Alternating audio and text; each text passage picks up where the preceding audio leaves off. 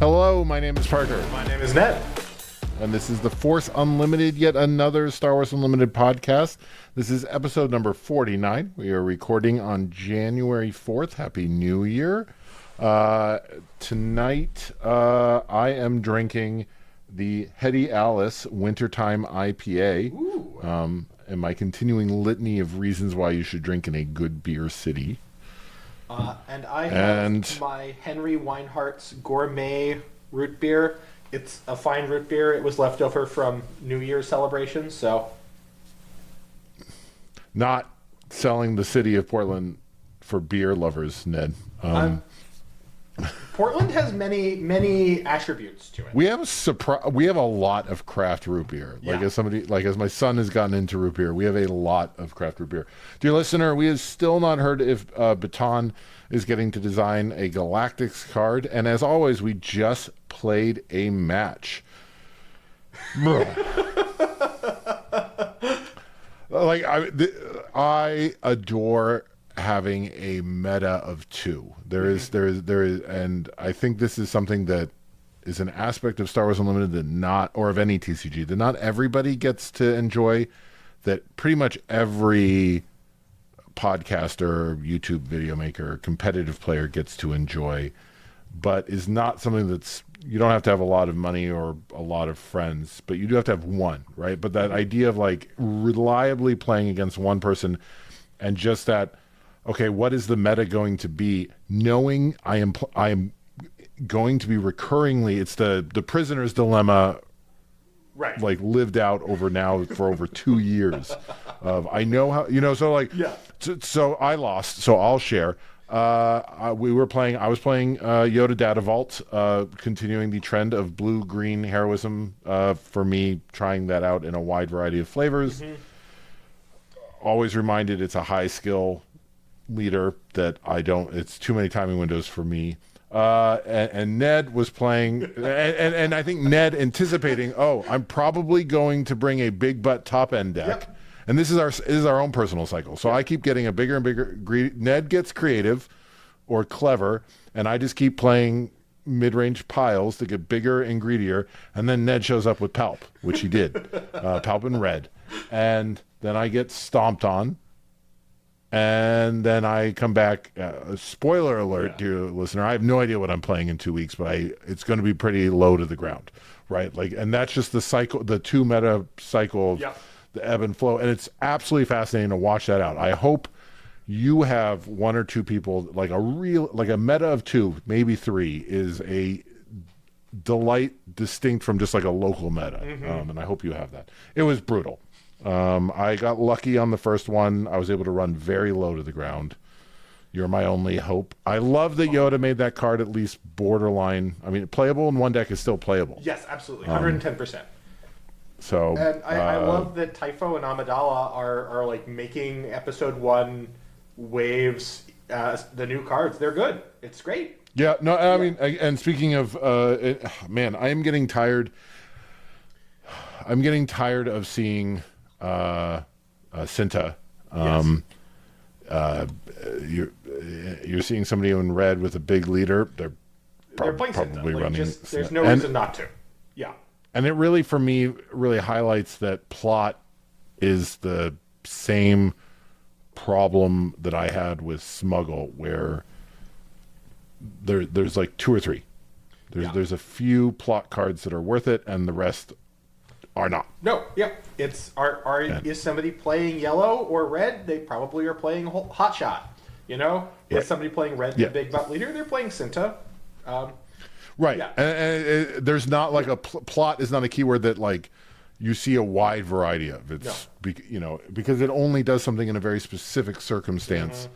So it's whereas like compared to like something like Restore, right, which is always worth the price it's printed. Whatever they've factored in the cost of Restore into the card, you play the card, that restores there. It's something that might get you health. If it doesn't, the opponent is answering it, but it's always offering value, whereas plot offers the value when it's played, and that means you have to be willing to play a card that is only useful in one circumstance. But it lets you play. I mean, like the theory is it lets you play cards that are useful in one circumstance because they're sitting in the resource row rather than in your hand. But you don't actually see that, right? Like you don't. Right, and and it's not a criticism of plot, right? It's not a criticism of plot or of smuggle. It's the fact that only a few cards rose to the level of playable. Yeah. Right. Like at this point, we've got 5 smuggle cards, and we've gone through that list, and we've got 3 plot cards, and it's just, it's frustrating because it's a cool mechanic, and we just haven't seen it. It doesn't have the breadth of most keywords. Yes. But dear listener, that's not what we're talking about tonight. It is a new year. Easy money is that, and I don't know anything about this, easy money is that spoiler season kicks off, if not tomorrow, then next week, but real soon, and which are 2 ripe topics to talk about. Our hopes for the new year, what's coming up in Alala's time.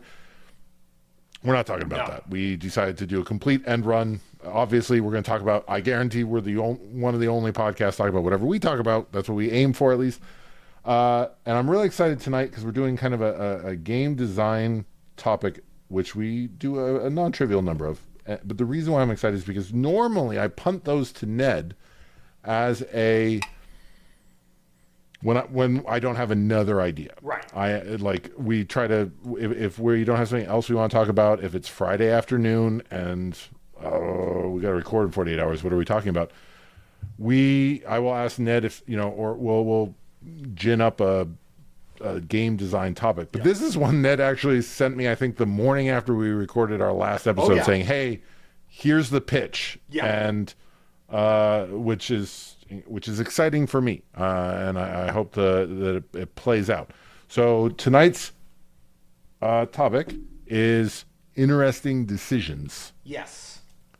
That's all I got. Yep. I'm now with you, dear listener, a active participant who doesn't know what's going on as opposed to a passive one, but I'm here as your voice, dear listener. Ned, tell us about interesting decisions in Star Wars Unlimited. So, Sid Meier famously defined a game as a series of interesting choices, and we're going to use choices and decisions interchangeably. You can have arguments here, but kind of why I wanted to talk about this was Wu released a video a little bit ago talking about suspensions and why he doesn't think that suspensions are going to happen. I might be putting words in Wu's mouth, but I think fundamentally that was the gist of the video. And one of the things that he referenced there was this idea of negative play experiences, is that some cards just provide negative play experiences, and because they're providing negative play experiences, they get banned.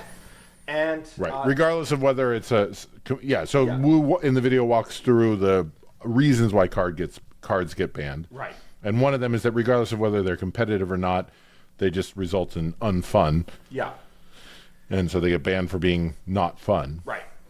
And so the point of this topic is and the kind of thrust of this, the spoiler here is, by looking at interesting decisions, the goal is, can we define negative play experiences, unfun cards, as kind of the reverse side of an interesting decision? So, okay.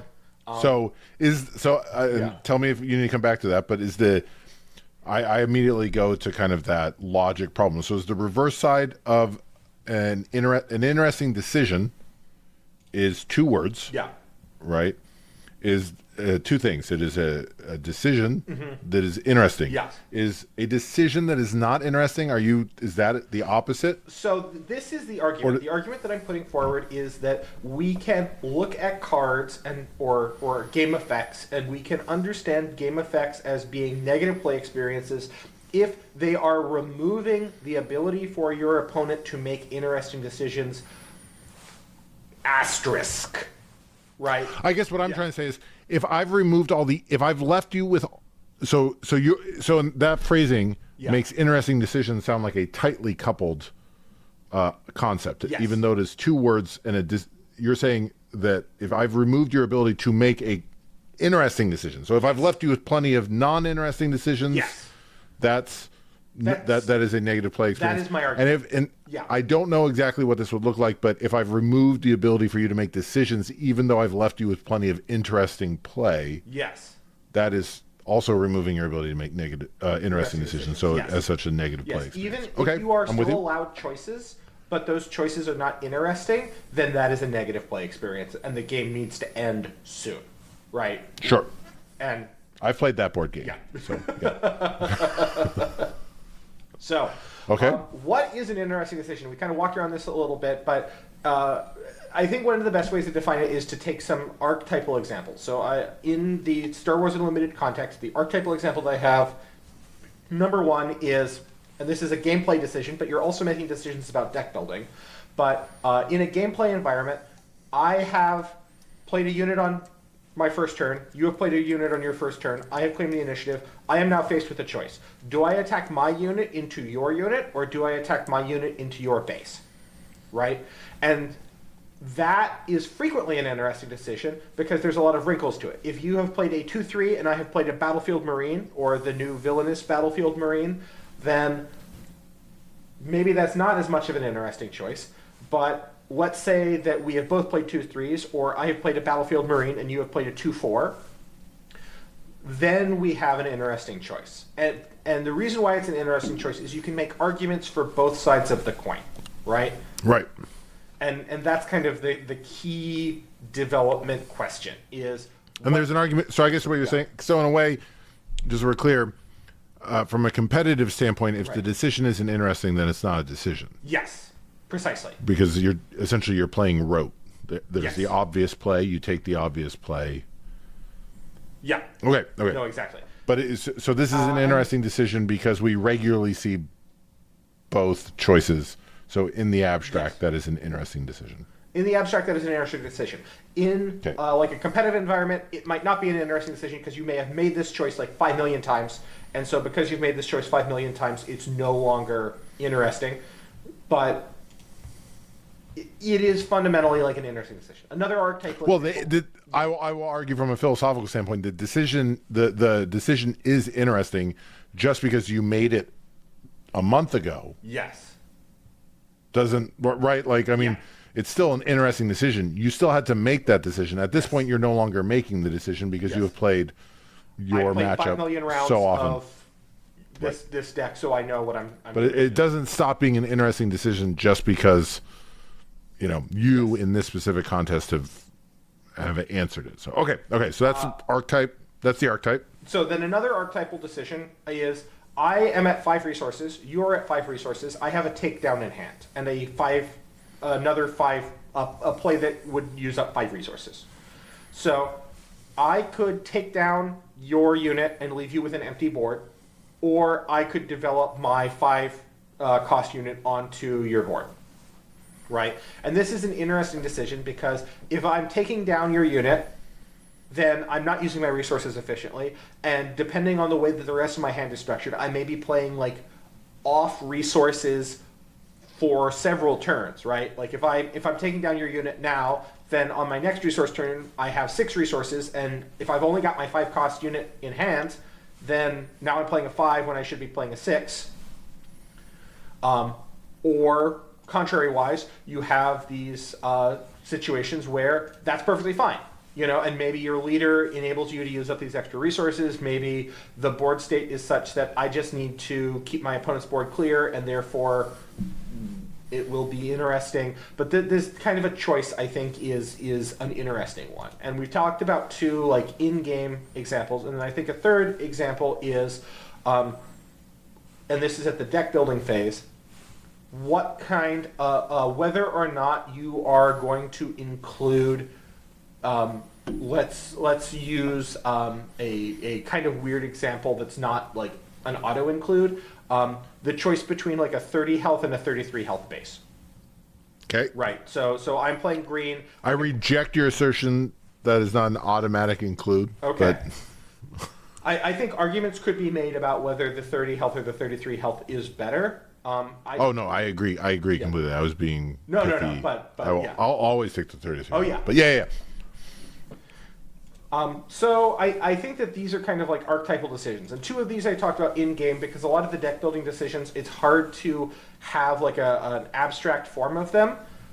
But these deck building decisions, the decisions that you're making beforehand, these can be interesting decisions also. And the goal of the game, particularly when you are having this game where you have 2 phases, you have the deck building phase and then you have the actual like game phase, is to make the decisions in both parts interesting. Because if the deck building's not interesting, if deck building is just like you slap Like you know all the cards, then there's no point to deck building, and they ought to just give you pre-constructed decks, and we ought to slap pre-constructed decks into each other. Can it be is it healthy for certain archetypes to be all like overwhelmingly one or the other? In my mind, I think like aggro. Yeah. And I'm not being dismissive. Aggro tends to be, because it's so tight, very interesting decisions in terms of the deck building. Yes.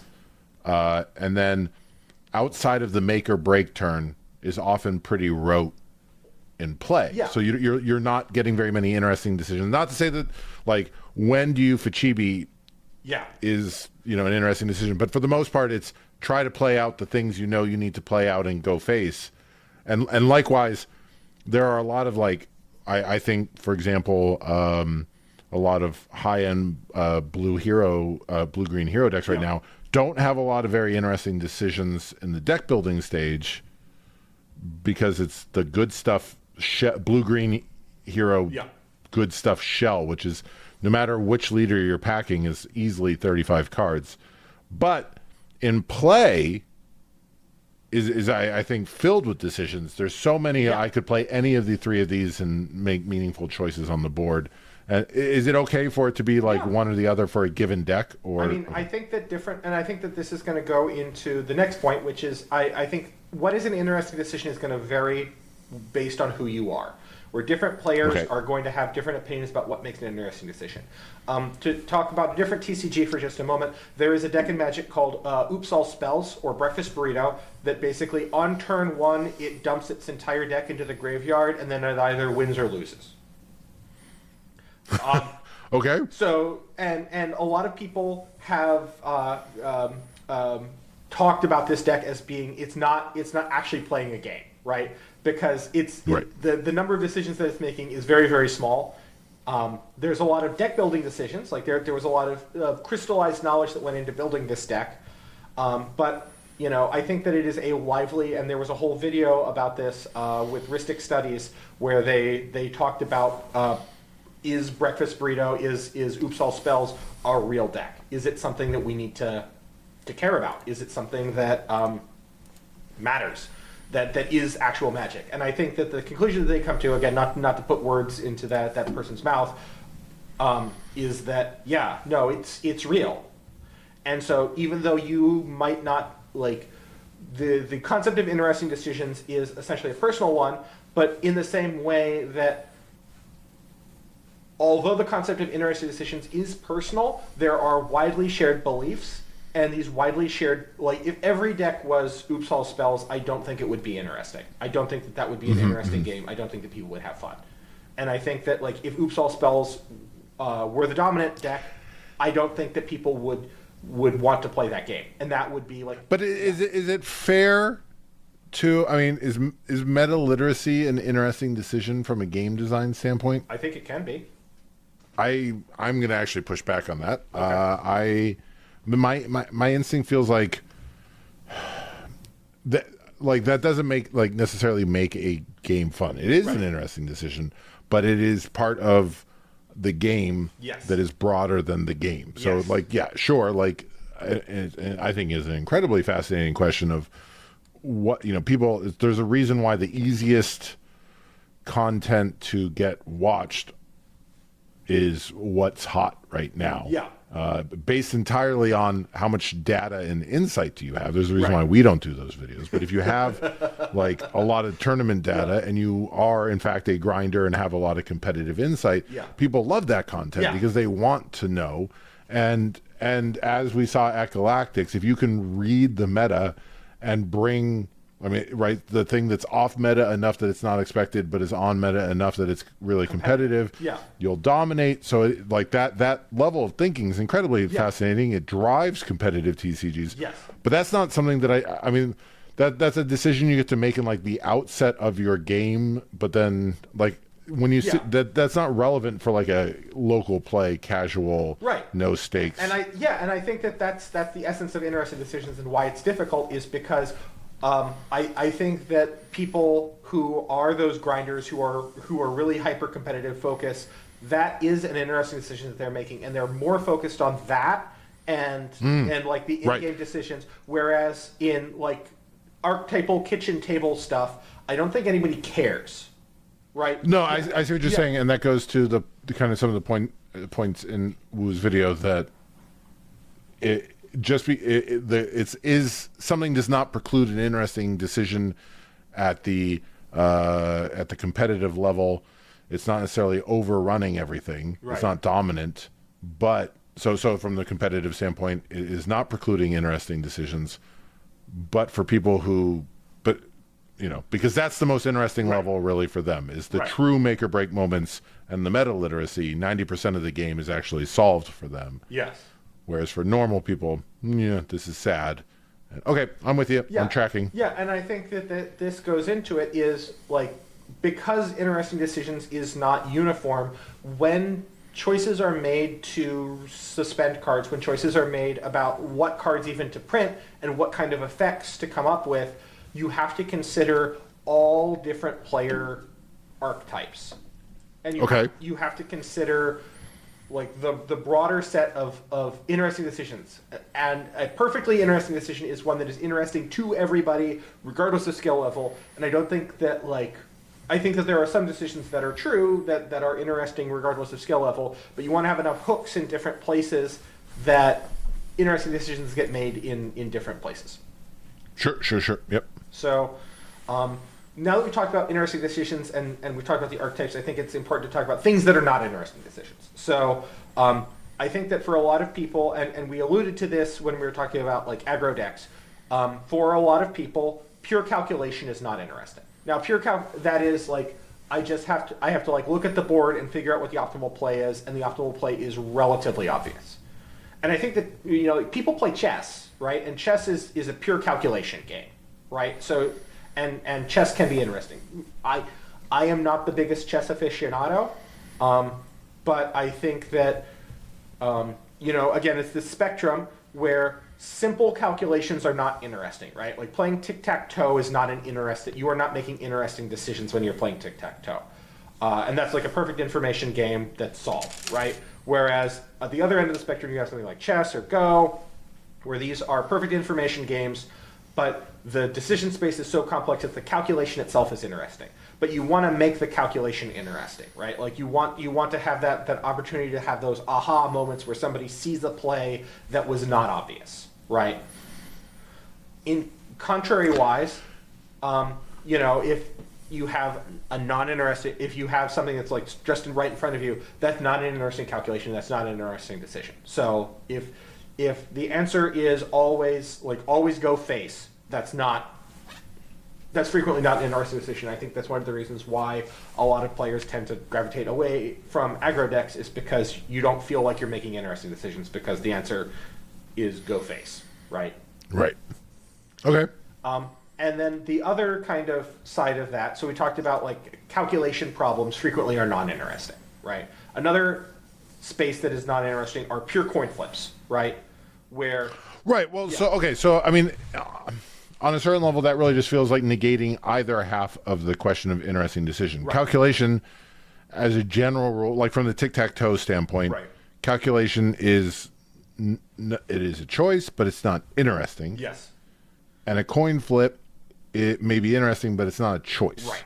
Like yes. in the sense that whatever you choose has no bearing on the outcome. Right. And then you get into something like chess, which is only interesting because the calculation is so far out that it essentially becomes non-calculation. Like we're against equal skill players, we're not playing with calculation because we're both playing n levels deep. Right. In the decision tree. So at this point, we're both just kind of going by vibes, seat of our pants. Yes. Because we're both at 8 levels deep and we can't calculate 9 levels deep. Okay, then, right. So negating either half makes it not an interesting decision. Exactly. Okay. And then there is one additional addendum, and that is interesting decisions are important, but I think that something that is very easy for amateur game designers to do, hands raised, and for people just in general to do, is to assume that because interesting decisions are the core of gameplay, the more interesting decisions you make, the better. And I just bought my son Mage Knight for Christmas. yes, So. yeah. Yeah, right. Right. Okay, so yeah. So you have to limit the number, because if there's too many interesting decisions, that means they're all meaningful decisions. Yes. And if you can't process, that's a huge amount of calculation. You Yep. can't process all the calculation. Yep. So you're fundamentally essentially making a random choice. Yes. By you're randomly choosing the one or two that you think you should be calculating. Right. And just guessing on the other ones, and then you're essentially left with random chance. Right. Or like you're calculated it all out, and then you're sitting, like the other person is sitting there, and the other person might not be at like your level of calculation. That's one of the reasons why like chess games against players that are much stronger than you are not interesting for either player. Is that to the better player, they're not having to calculate, interestingly, because they could just see what you're doing, and to the worst player, it feels like a coin flip because I have no way of like understanding the deep. Right. Yeah. Well, I think back, we've mentioned once or twice the weekend you and I played Legend of the Five Rings. Yes. Very, very early in our friendship, Yep. and immediately noped out, as despite it actually being like both of us agreeing it was a good an interesting game, high quality components. Yep. It felt good. But everything was an interesting decision. Yeah. So many decisions were made at each step of the turn that by the time we got done with like our 3 games, we were just like, that was an experience. I'm done. Yeah. yeah, like that was too much analysis, and so I guess that goes to the question. Yeah. So you're saying Sim Meyer says a game is a series of interesting decisions, but it's got to be essentially a series. They have to Yes. be like a stacked linear order. If you overwhelm the user with interesting choices, you've just created like a giant math problem. Yes. Which is not fun. Probably not fun. I mean, like, so some people find it fun. And again, this goes back to that earlier point about like different people have different tolerances for It's all everything. relevant. I mean, there are people in the world who love tic-tac-toe. Yes. Like my 4-year-old daughter. So it's all relative. And like, not to disparage L5R, I think a lot of people did genuinely enjoy it. It was just too much for us. Yeah. And so it's there on the spectrum. So you're creating a game. This gets into how many people you're trying to hit with your game. Right. No, precisely. So. Okay. What your audience is. And so we've built up this entire framework talking about interesting decisions in order to get to what I thought was the meat of the question.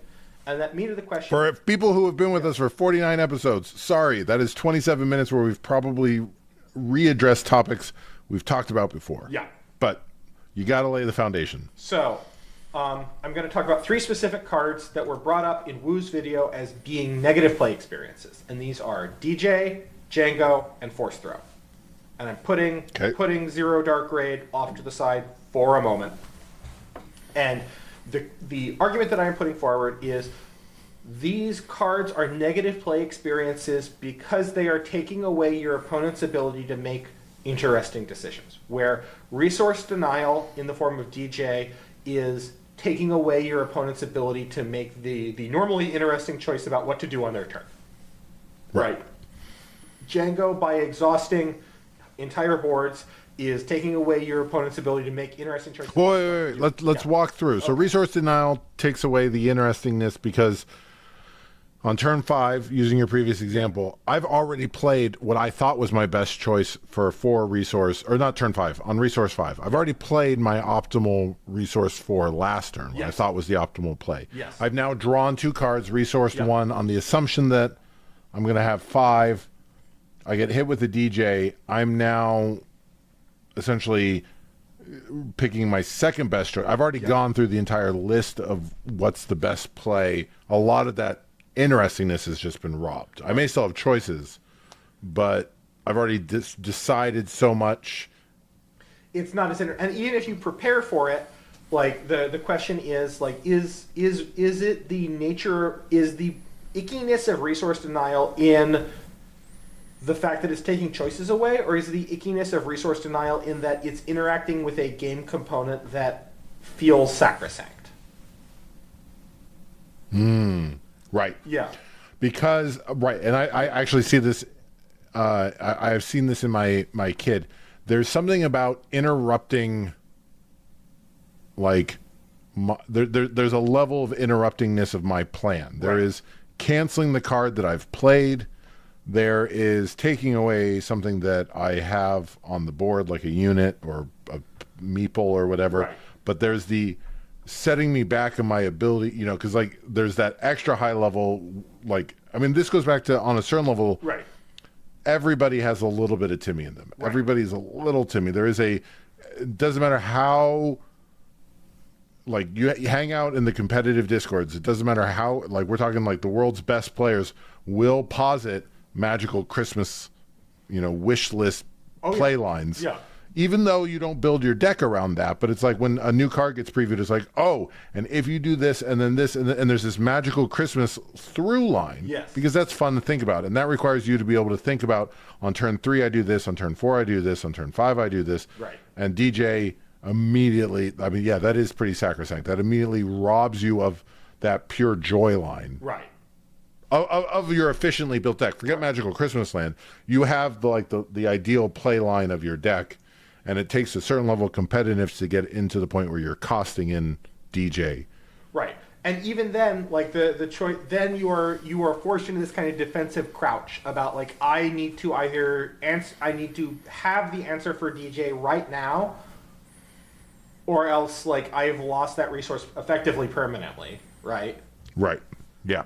No, and I mean, it's a similar feeling for me when I was playing against DJ as playing against, as like I felt tonight playing against Original Emperor Palp. It's just this knowledge of this, like, we're not, you know, it's a short circuit of interaction. Not saying that I think Palp's a little bit of a negative play experience for me. Right. You know, every time I see him, I'm like, ugh. Like, if there's not, I basically never want to play against Palp, no matter what deck I'm running.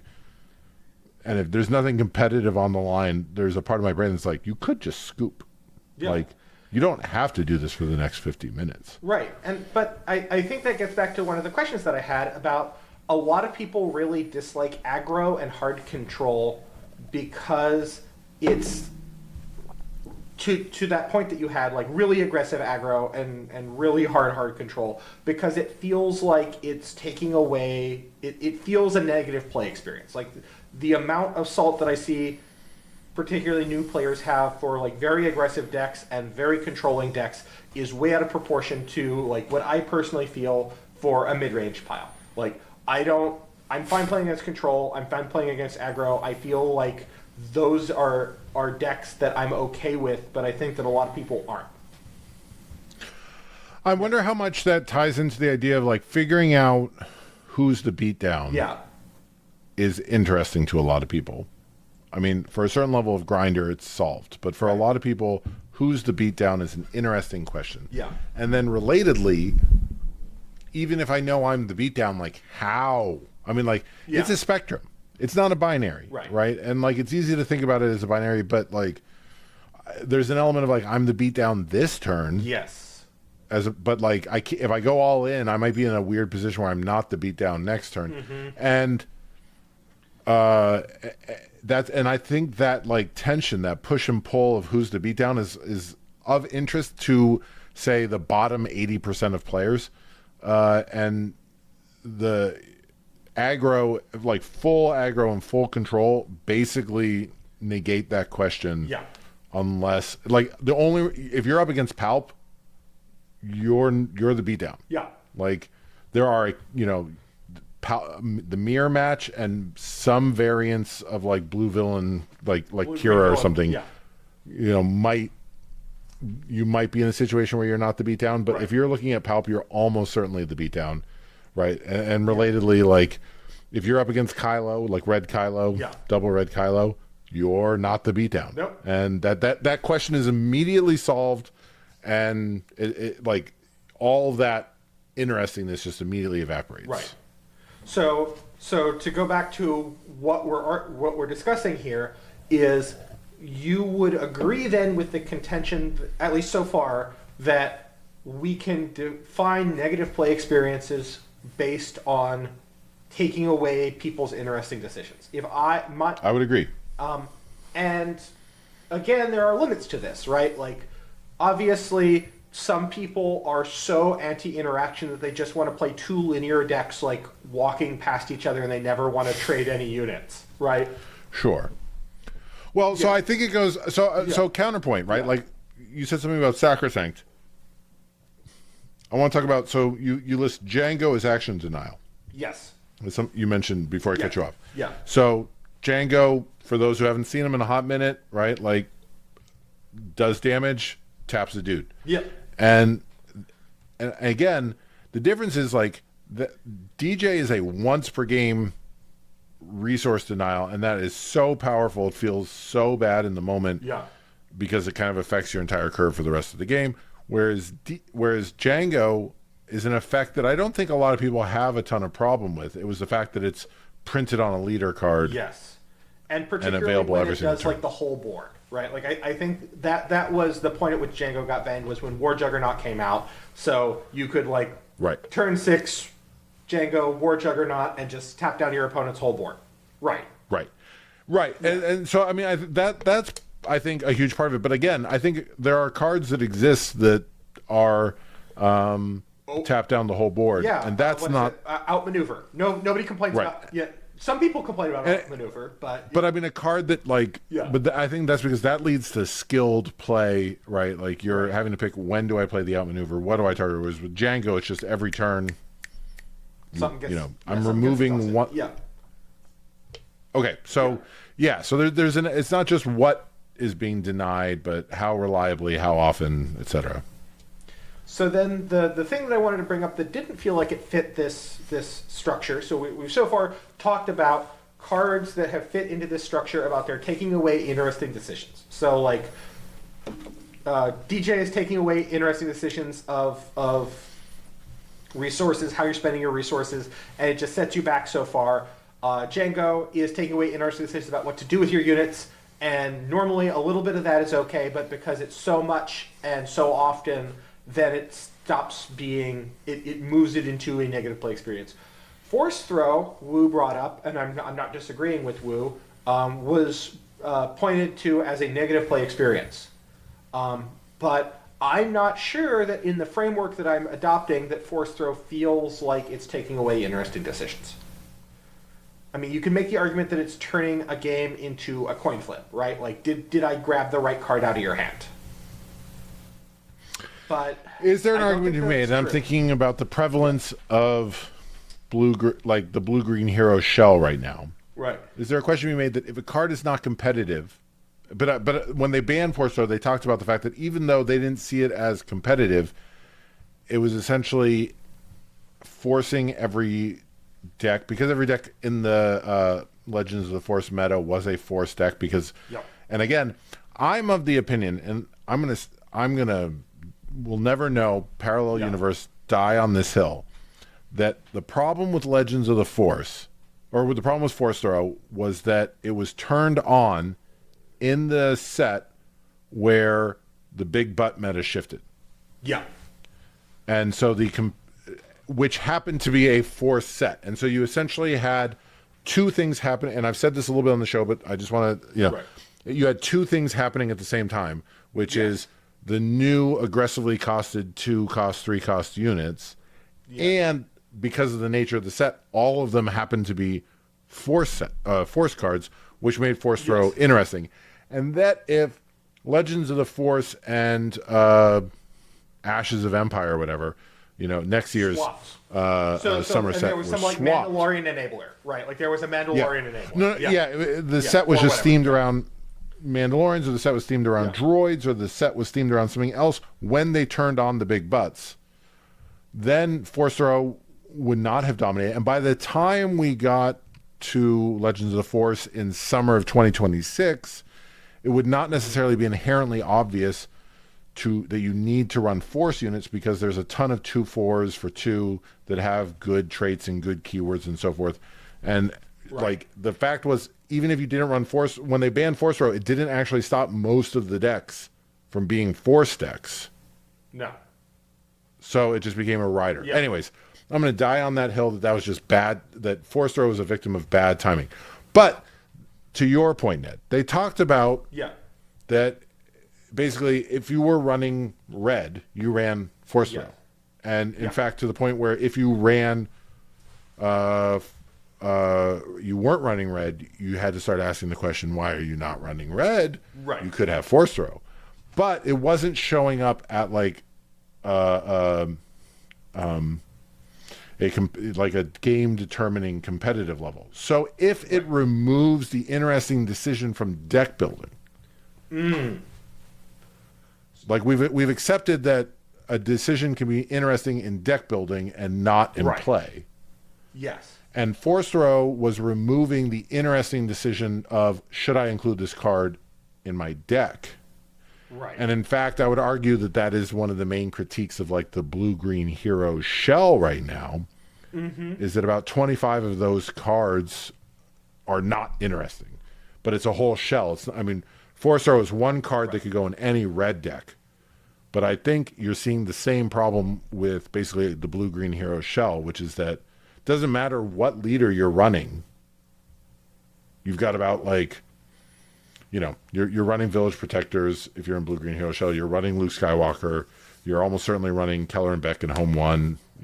These cards are essentially pre-decided, and that was the problem. Was that force throw was pre-decided? So I think if we're accepting that a decision can be interesting before it hits the table, force throw was such a huge non-interesting decision before you even hit play. So just as one more addendum about that, a card type that is frequently considered problematic and leads to negative play experiences and removes interesting decisions but has not been banned is hand denial.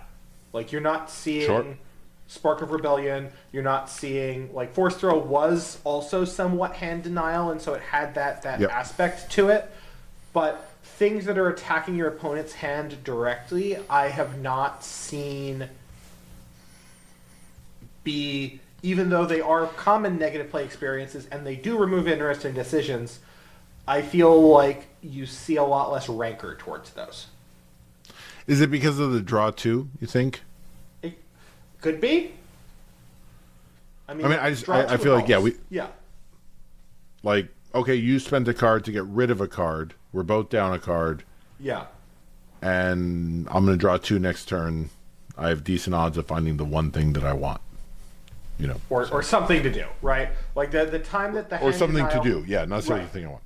Yeah. The time that the hand denial I find personally feels worse is when it's not even taking you, like, it's even card positive for you. So I'm thinking here about Bazine, right? Is when I'm, having been on both sides of this, but if you're playing Cad Bane with Bazine and turn one you Bazine and you get rid of their only turn one play, that just felt backbreaking in a lot of circumstances, even though, like, you were effectively down a card, right? Because Bazine, a 1/3 body is not worth a card, and your opponent has the same number of cards in hand. Right. So it's a 10. Yeah. But yes. No, I agree. I have to think it's the draw two. And the fact that so many of them are either very specific, Spark Rebellion is one of the few, like, just straight up look at their hand, nuke one. Yep. Most of them are like they replace, or you can only nuke a certain type of card, or they have hoops to jump through, or they're not super aggressively costed, or they're really telegraphed that this is about to happen to you. Yeah. I think there's, it hasn't felt oppressive. And the fact that you're drawing back up is just like, okay, I'm sure it feels bad at a certain level of competitive play because you're thinking, well, I need this one card, and so many, like, key decision points are make or break. But I think for a lot more casual players, it's just like, oh, I lost a card, I gained a card, or I lost one and I'll draw two next turn. Okay. Yeah, because I would think of Sabe as a card that felt like it was likely to cause negative play experiences.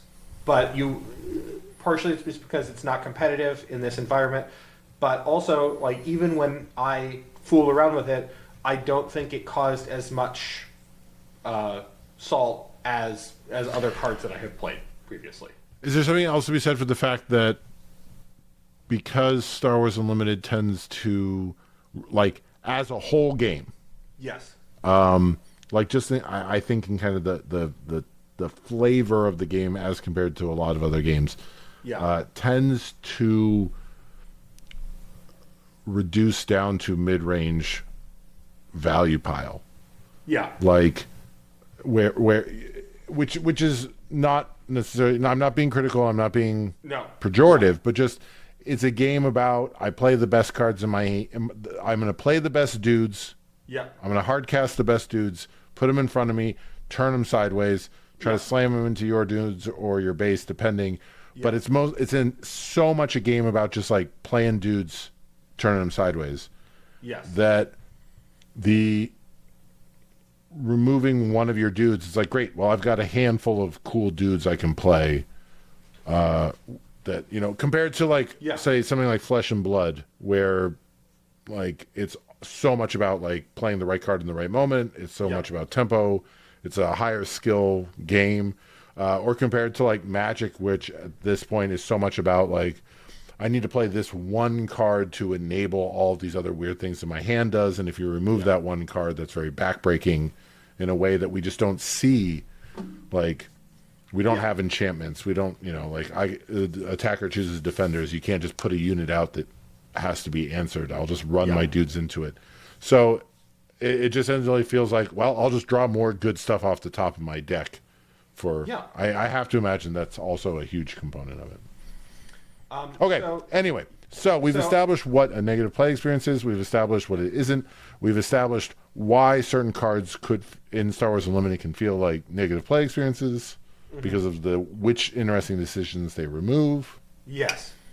So let's talk now about like in a more general framework, both what SWU does well to enable these interesting decisions, and also into the future things that can be improved to make more interesting decisions. So, just real quick, the resourcing decisions, I think, allow for a lot of interesting choices. Because you can resource anything, because of the way that the resourcing system works, choosing when to stop resourcing, choosing when to take a break on resourcing frequently is an interesting decision. I'm not always saying it's an interesting decision. For a lot of decks, it's very standard. Like, I know what I need to be resourcing, but particularly for mid-range value piles, choosing what to resource is interesting. I frequently found myself choosing what to resource, even with like very controlling and very aggro lists, making the decision about what to resource and when to stop resourcing as are interesting decisions. And that's something that you don't see with a lot of other resource systems.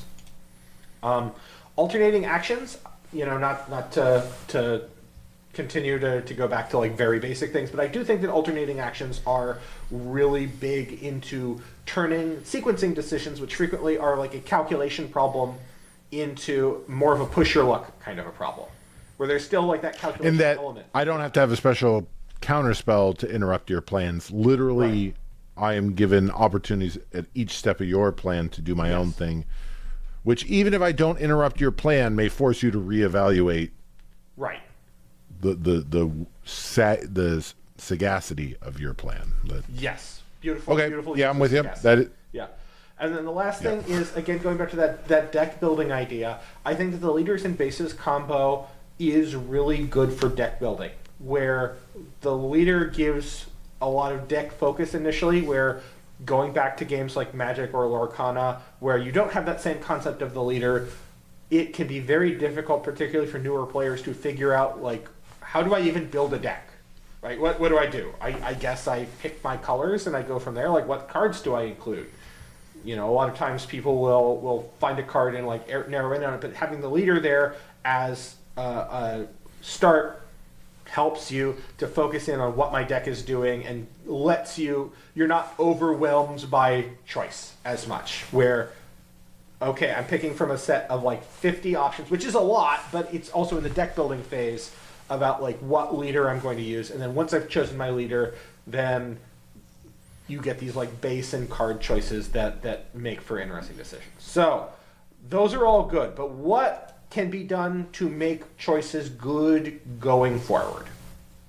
And I have 2 points, and I'm interested in what your attitude is. So one of the things is early game unit combat. I think that the move to the 2/4 was good, and it allows for a lot more interesting circumstances where you're less likely to end up like the Battlefield Marine versus the 2-3 circumstance. Instead, like the 2-4 into the Battlefield Marine is a much more interesting choice about who's attacking, who's the beatdown, who's attacking what. But I do think that having more 3-2s that have good effects adds to that interesting decision space. So I think Nemetz is a really good example of that. And keeping going with more like aggressively abilitied 3-2s for 2 will help a lot. I'm actually going to maybe kind of, I don't want to say I'm going to go in the opposite direction. Oh, yeah. But a similar direction.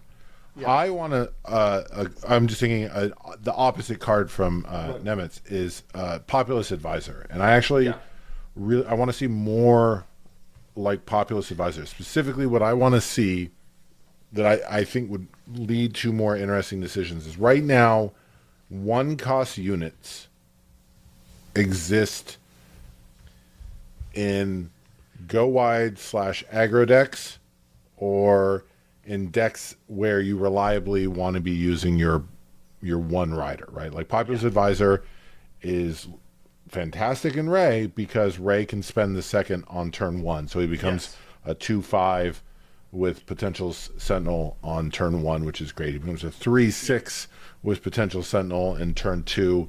Like, I want, but the thing is, if you have 2 of those out, right now, the only reason to play 2 1-cost units is if you're going wide.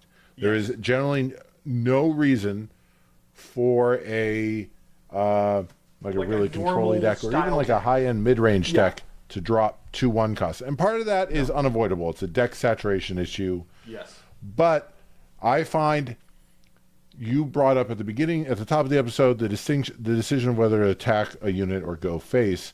Yeah. Attacking multiple which unit to attack is often also fascinating, right? Like sometimes you don't have a choice because it's Sentinel. Right. Sometimes it's pretty obvious, but for me, a classic question of, do I attack the thing that's about to do a lot of damage back to me, or do I attack the thing that has a low power? So like I can get an easy trade in. I can 2 for you, but you might be going to my face.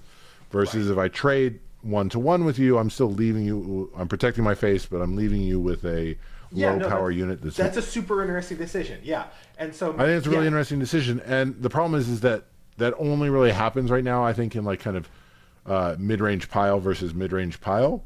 Yeah, and it'd be really nice to have more units like Populist Advisor. And I'm showing my favoritism towards like mid-range pile. But I'd love to have more cards that are just specifically 1-costed that are not for aggro. Salacious Crumb. I think Salacious Crumb is a really perfect example of that. The 1/3 in green where like you're having to make choices about dealing with that annoying little monkey lizard or He inherently no, but I'm saying I want to have the it's not just 1 cost. Sorry, let me rephrase that. Playing 2 1-costs. Okay. To be I want an opening turn of play 2 1-cost units instead of a 2-cost unit. Right. To be a viable option for mid-range and control. Okay. Yeah. Because then that essentially creates a much more common occurrence where on turn 2, I know I want to attack a unit, but which?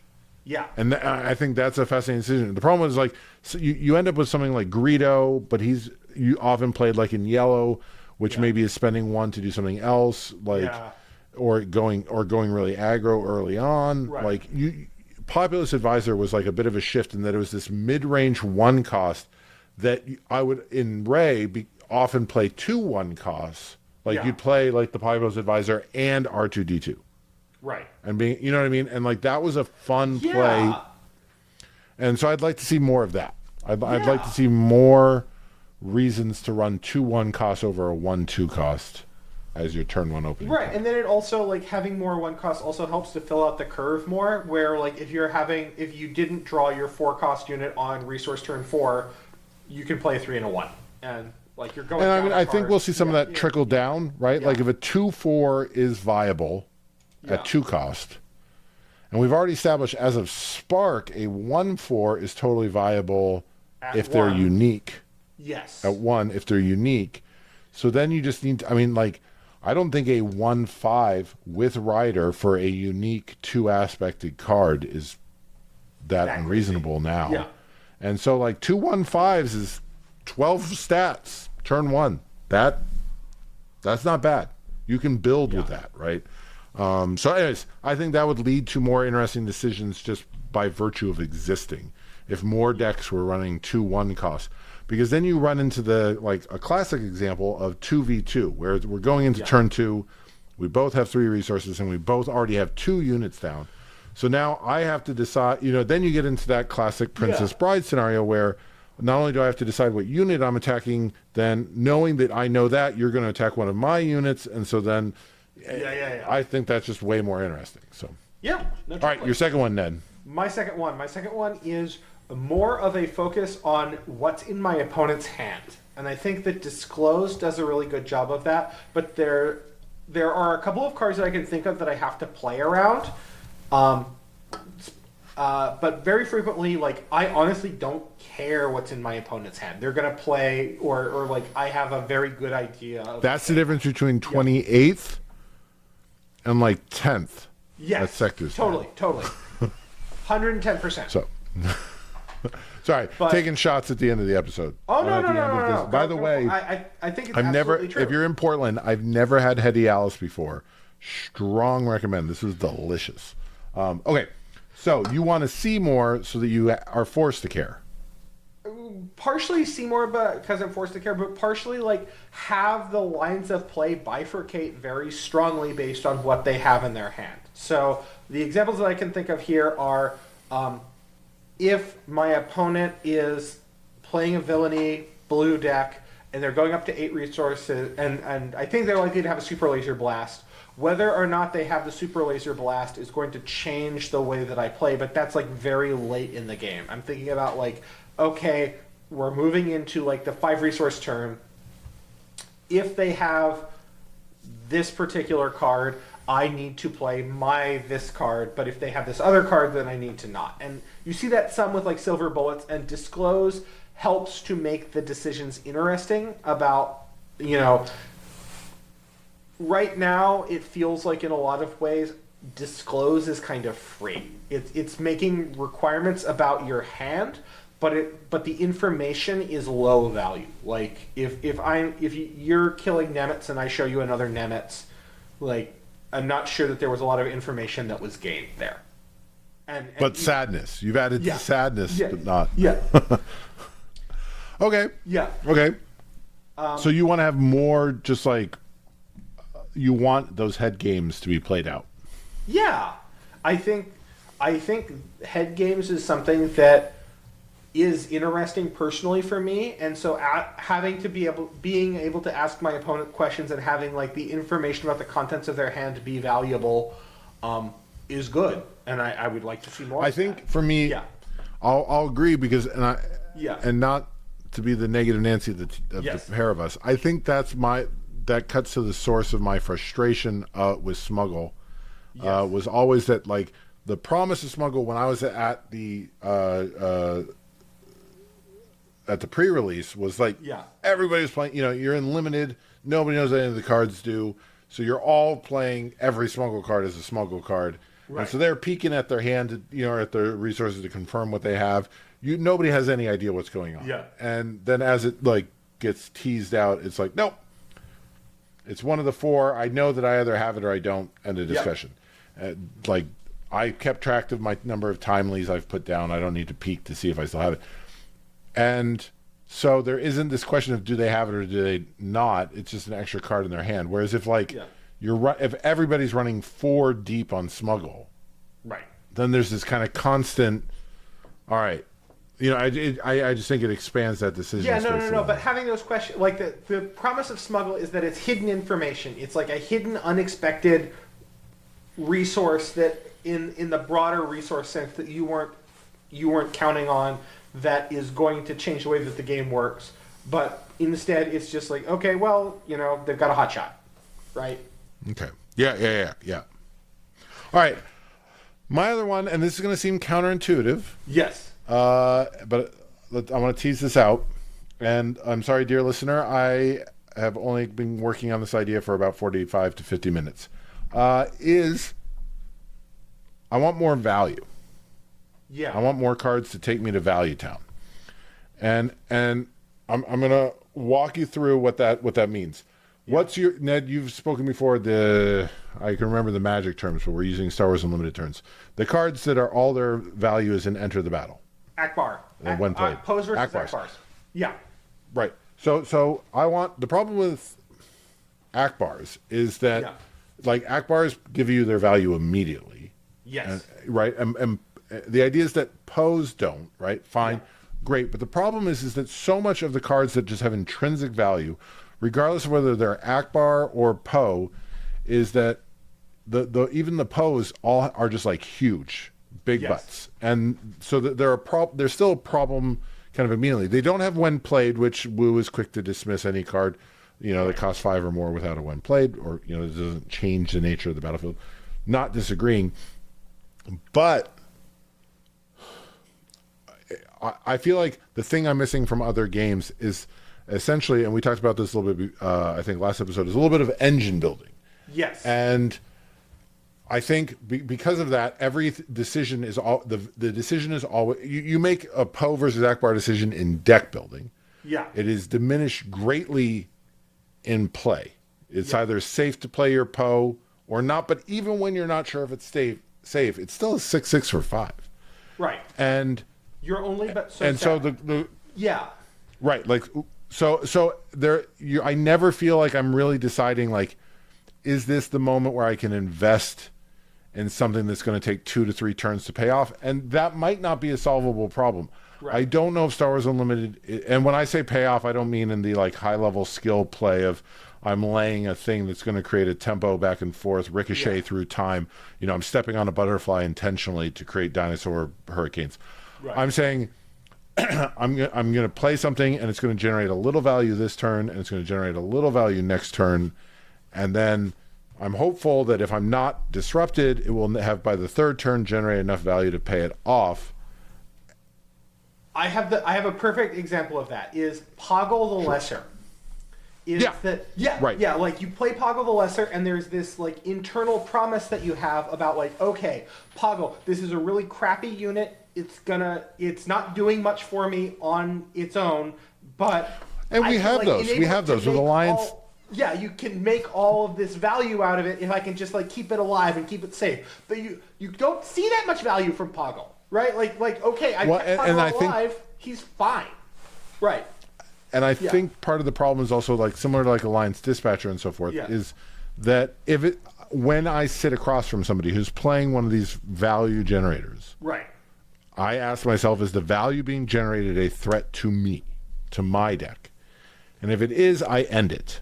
Partly because they're so terribly like statted for their cost, because I think the design team is a little nervous about like creating these huge tableaus of value, but partly because that's the nature of the game. We just slam butts into each other. And so like, oh, I am Alliance Dispatcher. That seems like a problem. I should solve that. Oh, no, I actually don't care because it is you getting something out a turn or two cheaper. I'll deal with it in a turn or two. Not a threat to my plan. But we refer to the idea of like pseudo taunt, those cards that need to be answered immediately. Yes. And I can only compare it to something like an enchantment in Magic that like whenever you play a unit, put an experience token on it or whatever, or +1/+1 counter on it, where you're still spending a turn to do nothing. Right. And you have to play enough units to generate the value to have made skipping a turn to do a thing, nothing worth it. Purely from a standpoint of, was giving up your turn to play this worth it? And we don't have a lot of that in Star Wars Unlimited. Yes. And I think if we had more of that, like, let me decide if I can I safely invest now, right? Like, or do I have to play a unit to get into the butt trading game? I think that would be more interesting, and that might be an unsolvable problem. That might be asking for, more dice rolling in my Agricola, right? Like where it's that's just not how the game is played. Star Wars Unlimited is a game about putting down a very small tableau and trading butts into each other. And But I think that that's actually a really like, to go back to Poggle, right? Imagine that Poggle, instead of saying exhaust to make a battle droid, to your point about like the investment, is, let's say that Poggle just said, whenever you play a unit, get a battle droid, right? Suddenly it goes to this question about, okay, well, if I can keep Poggle alive, then I'm generating this value pile. What's the cheapest Sentinel I can play? Yeah. Like, can I just play a chain of cheap Sentinels for 2 turns? Can I just like load up on my Porgs and my Curious Flocks and just like go absolutely hog wild? And it's not like your opponent doesn't have a way to answer it. Like they can literally just go kill Poggle. Just go kill him. Right. Yeah. Right. Yeah. So it's possible that it's undercosted. It's possible that it's unsolvable. I don't know, but I'd really love to have the question. I want those value generators, the cards that don't have intrinsic value that pays off. Like a Poe has intrinsic value that pays off. Yes. It doesn't pay off the turn it's played necessarily, which is why it's a Poe and not an Akbar. But you don't have to do anything. It just, you attack with it next turn. You're swinging for 6. I want cards that best exemplifies that I think I wish was more playable. Maz Kanata, the old one. Yes. Yes. Exactly. Yeah. That's the card that I'm. Yeah. Exactly. Right. Where it's like, can I afford to play Maz this turn? Right. Not because I'm afraid it's about to just get dealt with. Right. That's a question that you have to answer in Magic. That's a question that you have to answer in Flesh and Blood. I want to say, can I afford to play Maz because she's not actually going to be awesome for 2 or 3 turns, and until then I'm paying 3 for a 1/1. Right. Right. That's that kind of question of where the only trade-off that I want to ask and answer is the tempo trade-off. Is the tempo hit worth it? And the tempo hit does not get paid off. Like, can I survive till next turn? Can I survive the back and forth? But rather, am I in a point of the game where I still have 2 to 3 meaningful turns for this to pay off? And I feel like we don't have cards that ask that question of, is this going to be, like, I know it's not worth it this turn, and I also know it's not worth it next turn. I know it will be worth it in 3 turns if I'm still in the game. Right. So I have to ask myself, do I still plan on being in the game in 3 turns that I can afford to play this? Because that's an interesting decision. That's an interesting question to ask. Or do I play and we don't get to ask that question in Star Wars Unlimited right now. And I would like to, because that's a fun question. Not enough. Yeah. Like very rare. Again, like the Spark Maz, I think, is theoretically doable, but yeah. That is well over an hour, dear listener. Thank you for sticking it out with us. Happy New Year. I can't wait for a Lawless Time preview season. I think I'm optimistic. I'm very optimistic, but also, even if it's kind of mediocre, it's post-rotation, which is huge. So if you have any thoughts about the episode, you know how to get in touch with us. Ned, do you have any final thoughts about the episode? Free Poggle the Lesser. Just more value Poggles, please. More value Poggle. That's the name of the episode. More value Poggle. All right, dear listener, we will see you in a few weeks. Adios.